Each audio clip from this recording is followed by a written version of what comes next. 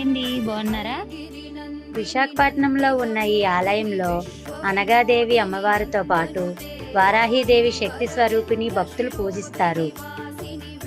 అనగా అంటే నిర్మలమైన శక్తి, వారాహీదేవి అంటే రక్షణ, శత్రు నివారణ, ధైర్యానికి చిహ్నంగా భావిస్తారు. మొదట ఈ ఆలయం ఒక ఇంట్లో ఉండేది.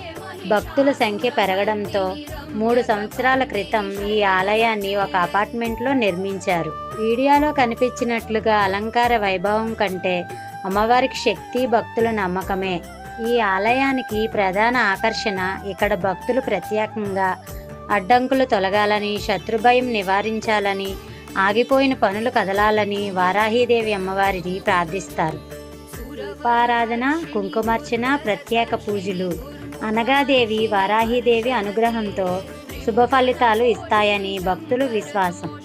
చిన్న ఆలయమైన వారాహీదేవి అమ్మవారికి శక్తి అపారం అని భక్తులు గట్టిగా నమ్ముతారు. ఇదన్నమాట.